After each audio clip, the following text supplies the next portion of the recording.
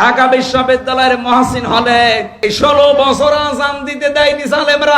ধর্মীয় যে সম্প্রীতি সেটা রক্ষা করার ক্ষেত্রে বদ্ধপরিকর। স্বতন্ত্র প্রার্থীদের বিজয়কে শিবিরের বিজয় বলে যে একটা অপরাজনীতি করার চেষ্টা করছেন, সেটারই অংশ হিসেবে কিন্তু এই যে জামাতের যে এমপি প্রার্থী তার এই বয়ান। বাংলাদেশ জাতীয়তাবাদী ছাত্রদল বাংলাদেশের সকল মানুষের এবং বিশেষত ঢাকা বিশ্ববিদ্যালয়ের যে শিক্ষার্থী তাদের যে ধর্মীয় স্বাধীনতা এবং ধর্মীয় যে সম্প্রীতি, আমাদের যে সাম্প্রদায়িক সম্প্রীতি রয়েছে সেটা রক্ষা করার ক্ষেত্রে বদ্ধপরিকর।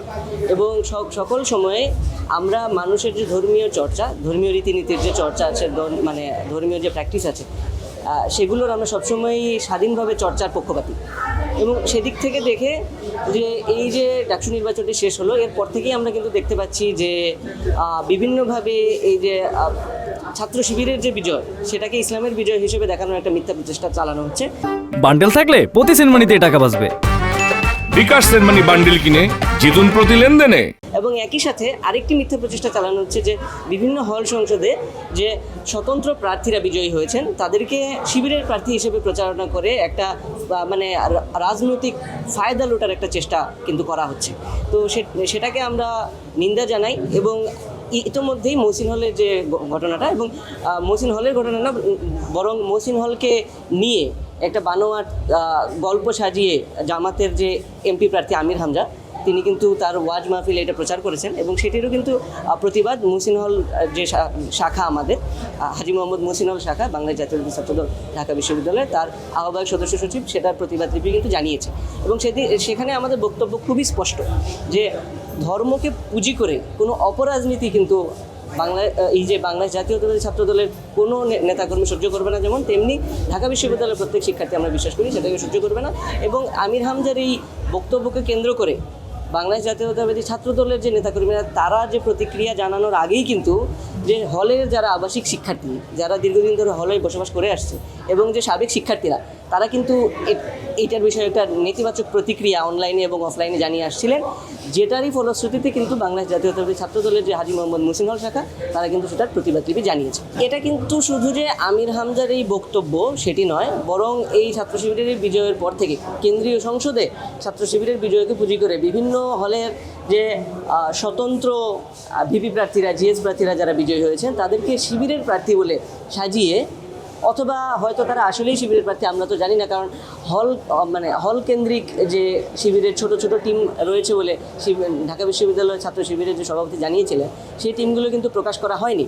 তো সেদিক থেকে দেখলে গেলে আমরা কিন্তু জানি না যে আসলে শিবিরের প্রার্থী কারা ছিলেন হলে এবং শিবিরের নেতা বা কর্মী কারা হলে।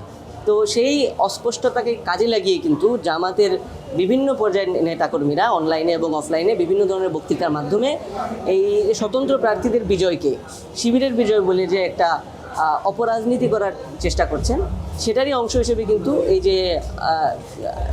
এই যে জামাতের যে এমপি প্রার্থী তার এই বয়ান।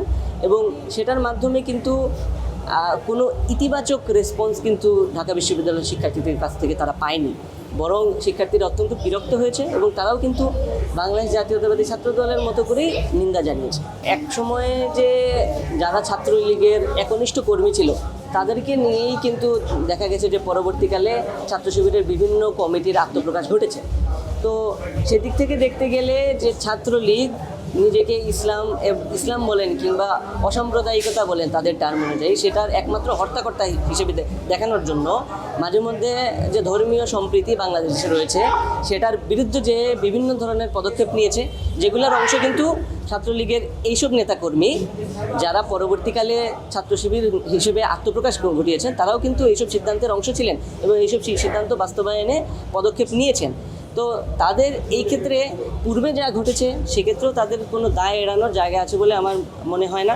এবং একই সাথে বর্তমানে যেটা ঘটছে যে ওই যে ছাত্রলীগের ওইসব পদক্ষেপকে ঘিরে এই যে সত্য মিথ্যা গল্প বানিয়ে বিভিন্ন ধরনের রাজনৈতিক ফায়দা লোটার চেষ্টা করা হচ্ছে, সেসব ক্ষেত্রেও কিন্তু আসলে তাদেরই সংশ্লিষ্টতা আমরা দেখতে পাচ্ছি। কারণ এই যে শিবিরের বিজয়কে কেন্দ্র করে বিভিন্ন ধরনের অপতথ্য ছড়ানো হচ্ছে, সেক্ষেত্রে কিন্তু যেমন ছাত্র শিবিরের কোনো নির্দিষ্ট বয়ান আমরা পাচ্ছি না, তেমনি করে কিন্তু তাদের পক্ষ থেকে কোনো কিছু বলাও হচ্ছে না যে আসলে ধরেন অমুক হলের ভিপি প্রার্থী তিনি আমাদের দলের না, কিংবা ধরেন যে এইসব ব্যাপারে অসত্য বয়ান চালানো হচ্ছে জামাতের পক্ষ থেকে, তারা কিন্তু স্পষ্ট করছেন না।